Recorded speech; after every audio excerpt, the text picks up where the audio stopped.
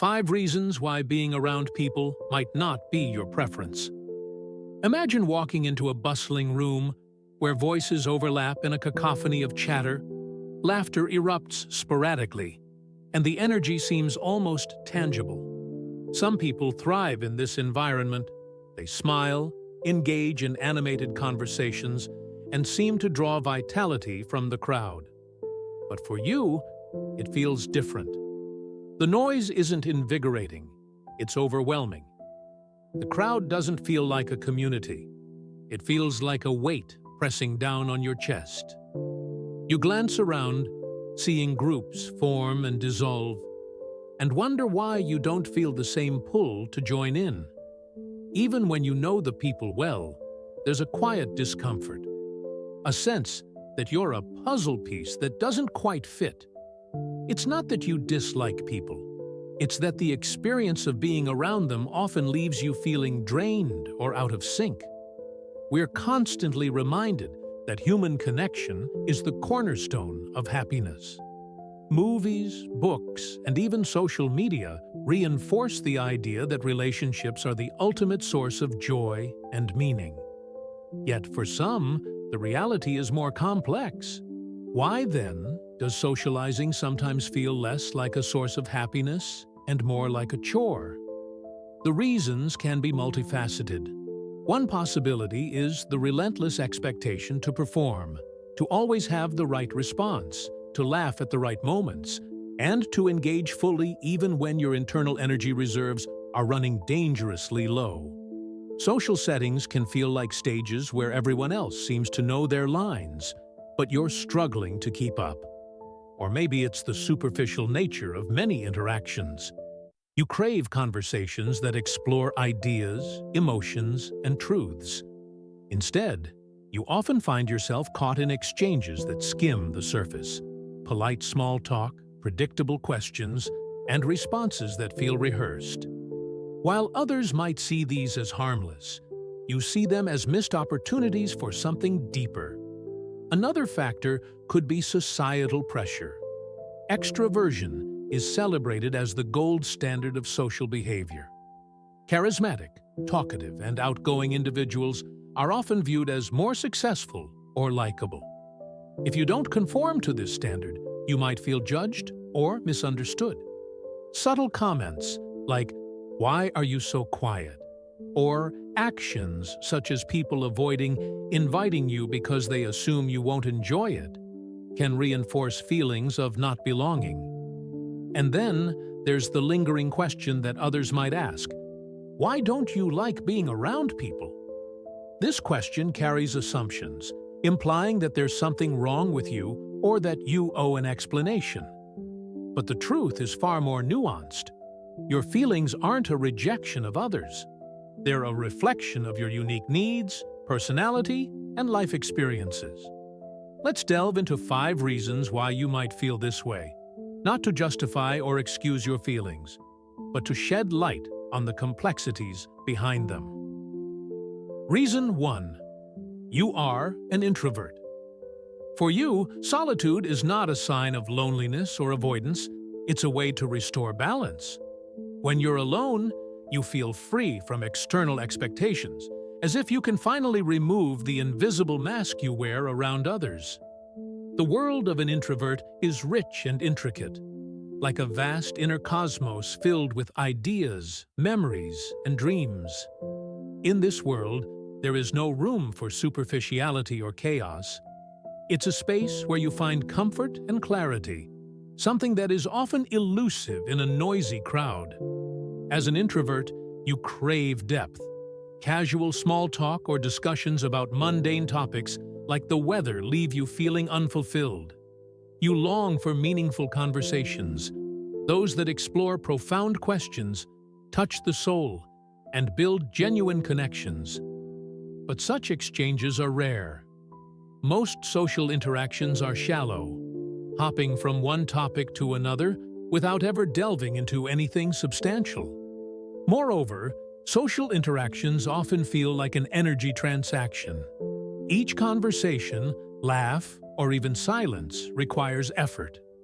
If these exchanges don't bring you a sense of connection or satisfaction, you may begin to question whether they're worth the energy spent. And then there's the societal expectation.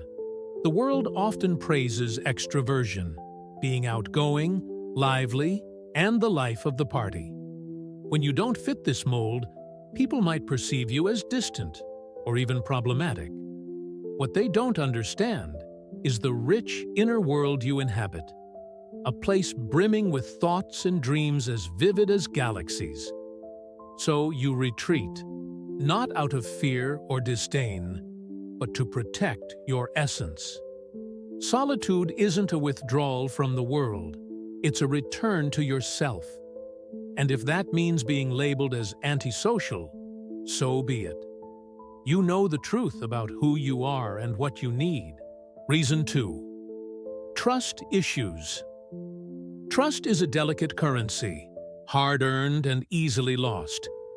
If you've been betrayed by a close friend, hurt by a romantic partner, or let down by a family member, you know how profoundly this can impact your willingness to trust again. These experiences leave scars. Imagine pouring your heart out to someone, sharing your deepest fears and hopes, only to have your vulnerability weaponized against you. It's not just painful, it's disorienting. It makes you question the very foundations of connection, leaving you hesitant to open up again. Trust issues don't just make you wary of others, they make you doubt yourself. You start second-guessing your ability to judge character, wondering if you can discern who is truly trustworthy. Each new interaction feels like a high-stakes gamble, one that you're reluctant to take. Your heightened caution manifests in subtle ways. You become attuned to the smallest signals, a lingering glance, a tone that feels off, or a mismatch between someone's words and actions. While others might brush these off as inconsequential, you catalog them, adding to a mental ledger that determines how much of yourself you're willing to share. It's not that you've given up on people entirely. Deep down, you still yearn for connection, for the warmth of genuine understanding. But that longing is tempered by hard-earned lessons. Not everyone deserves access to your heart. Rebuilding trust is possible, but it's a slow, deliberate process. It starts with small steps, a shared laugh here, a kind word there, and finding those rare individuals who consistently prove they're worth the risk.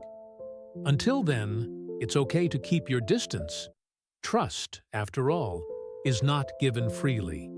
It's earned. Reason 3. Spending time with the wrong people. Not all company is good company, and this might be one of the most underrated reasons why you shy away from socializing. It's not that you dislike people, you just don't want to be around the wrong ones. Imagine sitting across from someone who dominates the conversation, endlessly talking about themselves without ever pausing to ask about you.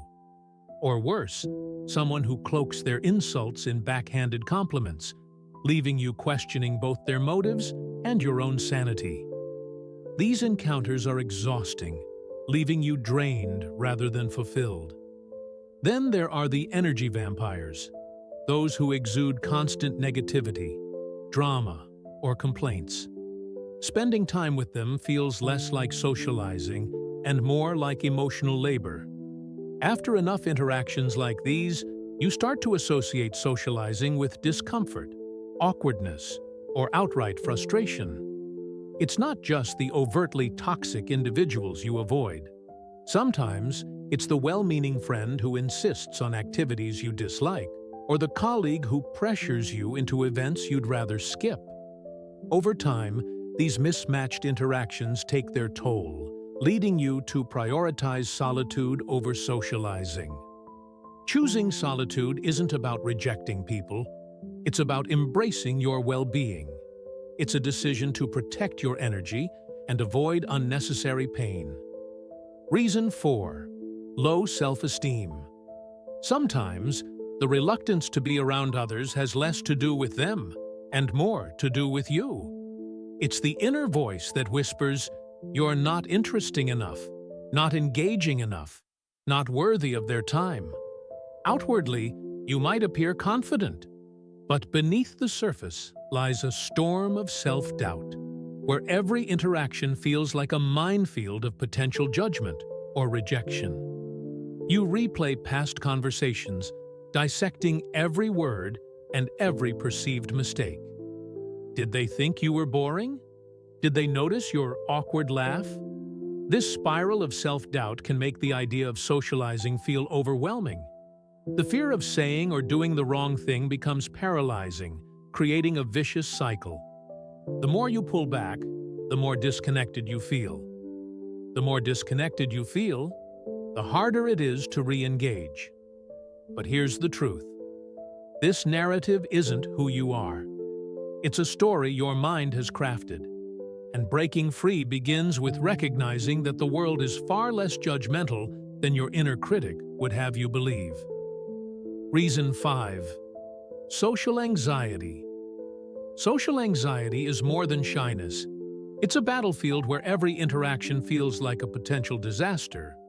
Even the idea of walking into a room full of people can make your chest tighten and your palms sweat. You imagine every possible scenario. What if you say the wrong thing? What if you don't say anything at all?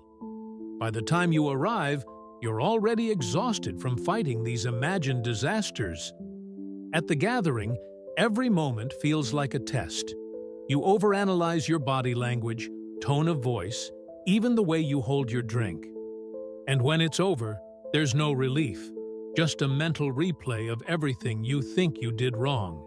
Social anxiety often stems from past experiences, moments of embarrassment, rejection, or ridicule that left a lasting mark. These memories resurface as intrusive thoughts, making each interaction feel like a mountain to climb. But beneath the anxiety lies a truth.